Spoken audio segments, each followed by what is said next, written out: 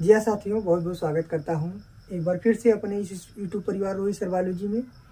आज हम आप लोगों को जीव विज्ञान के जो एक प्रैक्टिकल में आप लोगों के वाइवा में पूछा जाता है वो हम आप लोगों के लिए लेकर आए। आप लोग वीडियो को अंत तक देखिएगा। हम आपको इससे संबंधित जो एग्जामिनर आपसे प्रश्न करता है हम आपको बताएंगे। टॉपिक का नाम है पुष्प की संरचना। जो बच्चे बच्चियां अपने चार्ट पेपर पे पुष्प की संरचना बनाए हैं उनके लिए यह काफी इम्पोर्टेंट होगा। तो वो बच्चे ध्यान से देखिएगा, पूरा देखिएगा। अगर नहीं समझ में आया तो आप लोग कमेंट बॉक्स में जरूर बताइएगा। चलिए शुरू करते हैं। सबसे पहले आपसे पुष्प की संरचना के बारे में पूछेगा तो आपको पता है कि यह एक पुष्प की संरचना है। नीचे की तरफ होता है पुष्प वृंत होता है। ठीक, क्या होता है? पुष्प वृंत होता है और उसके ऊपर होता है पुष्पासन, माने जिसपे पुष्प स्थित होता है उसी को क्या कहते हैं? पुष्पासन कहते हैं। और इसमें ये बाह्यदल पुंज होता है जो हमेशा हरे रंग का होता है। बाह्यदल पुंज किस रंग का होता है? हमेशा हरे रंग का होता है। और ये क्या होता है? ये दलपुंज होता है। ठीक, ये क्या होता है? ये दलपुंज होता है। ठीक, और जो दलपुंज होता है ये क्या होता है? रंगीन होता है। बाह्य दलपुंज क्या होता है? हरे रंग का होता है। दलपुंज क्या होता है? रंगीन होता है। और आपको बता दें पुष्प के दलपुंज में ही सुगंध होता है। कहाँ पे होता है? दलपुंज में। ठीक, अब इसके बाद इसमें नर जननांग पाया जाता है, मादा जननांग पाया जाता है। आपको पता होता है आवृतबीजी पौधे का पहचान ही क्या होता है? पुष्प होता है। ठीक है ना? अगर आपसे कोई पूछे कि पौधे का लैंगिक जननांग क्या होता है तो आप क्या बताएंगे? पुष्प बताएंगे। ठीक, अब इसमें जो होता है ऊपर वर्तिकाग्र होता है, बीच में वर्तिका, नीचे अंडाशय होता है और इन्हीं भाग को हम कहते हैं जायांग। क्या कहते हैं? जायांग कहते हैं या स्त्री केसर कहते हैं। ये आपसे पूछ सकता है कि मादा जनन तंत्र का भाग का नाम बताइए, तो ऊपर वर्तिकाग्र बताइएगा, बीच में वर्तिका, नीचे अंडाशय बताइएगा।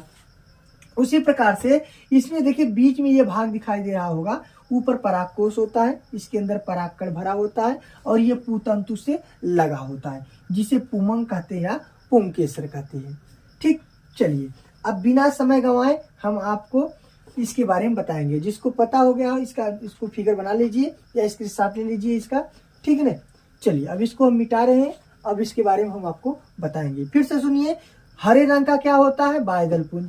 रंगीन क्या होता है? दलपुंज। सुगंध कहाँ होता है? दलपुंज में। पुष्प का जो नर जननांग होता है उसे पुमंग कहते हैं और जो मादा होता है उसे क्या कहते हैं? बताइए क्या कहते हैं? जायांग कहते हैं या क्या कहते हैं? स्त्री केसर कहते हैं। चलिए अब एक एक पॉइंट आप लोग नोट करिएगा जो आपसे एग्जामिनर पूछ सकते हैं। और आपको बता दें आप लोग एग्जामिनर के सामने बिना घबराए हुए उनके सामने जाएंगे और आप उनके पूछे गए प्रश्नों का जवाब दीजिएगा। एक बात और आपको बता दें, आपको वह चार्ट से भी पूछ सकते हैं और चार्ट के अलावा आपसे कहीं बाहरी से छोटे क्वेश्चन को भी पूछ सकते हैं। ठीक, चलिए अब आपको हम बताते हैं। सबसे पहला पॉइंट नोट करिएगा आप लोग। ठीक, पूछेंगे एक पूर्ण पुष्प में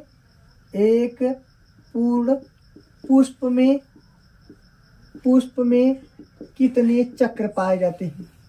कितने चक्र पाए जाते हैं? बहुत इंपॉर्टेंट क्वेश्चन है। एक पूर्ण पुष्प में कितने चक्र पाए जाते हैं? कह दीजिए कुल 4 चक्र पाए जाते हैं। कितने चक्र पाए जाते हैं? एक पूर्ण पुष्प में कुल 4 चक्र पाए जाते हैं।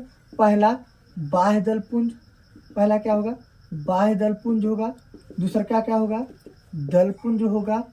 तीसरा क्या होगा? पुमंग होगा। क्या होगा? पुमंग होगा। ठीक, और चौथे की बात करें तो चौथा जो होगा वो जायांग होगा। ठीक, पहला जवाब दे दीजिएगा। एक पूर्ण पुष्प में कितनी संरचना होती है? सॉरी, कितने चक्र पाए जाते हैं? 4 चक्र पाए जाते हैं। बाह्य दलपुंज, पुमंग और जायांग। अगला, पुष्पी पादप का लैंगिक जनन अंग क्या होता है? लैंगिक जनन अंग क्या होता है? एक शब्द में इसका उत्तर है जनन अंग क्या होता है। पूछेंगे कि जो पुष्पी पादप होते हैं उनमें लैंगिक जनन अंग क्या होते हैं, आप बता दीजिएगा। पुष्प ही पौधे का लैंगिक जनन अंग होता है। ठीक, अब अगला पूछेंगे आवृतबीजी किसे कहते हैं? ठीक, आवृतबीजी पादप किसे कहते हैं? माने आवृतबीजी पौधा किसे कहते हैं? बताओ, आवृतबीजी किसे कहते हैं? आप क्या कहेंगे? जिस पौधे में पुष्प और फल का विकास होता है,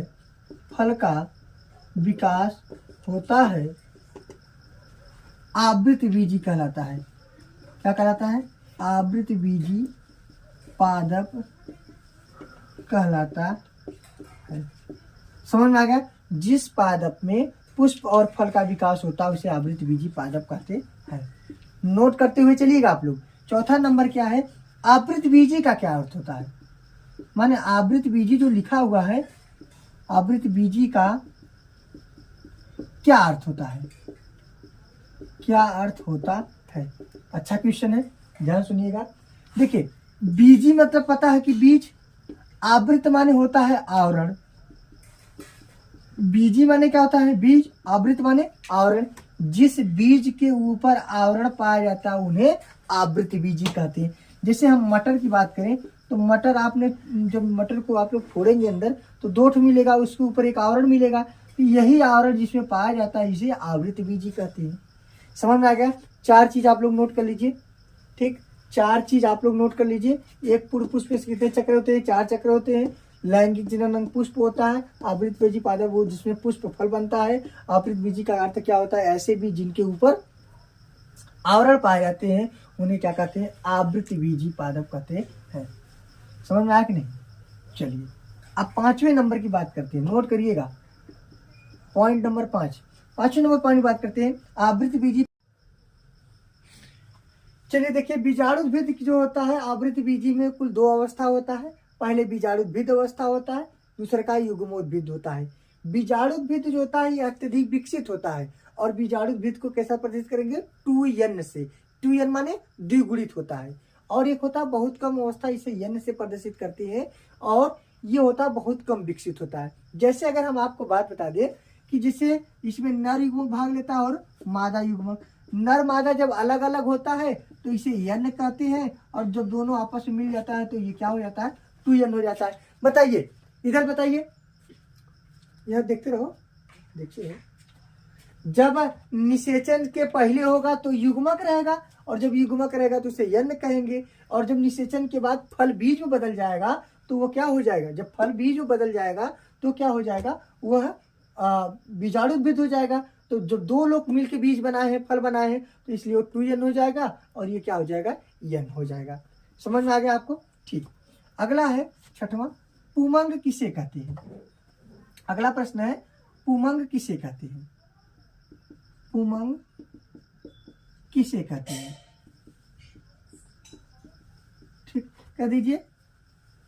नर जनन अंग को, नर जनन अंग को पुमंग कहते हैं। ठीक, अगला 7वां नंबर, जायांग किसे कहते हैं?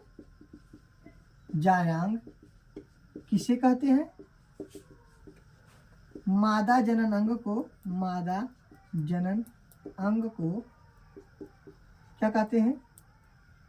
मादा जनन अंग को क्या कहते हैं? जायांग कहते हैं।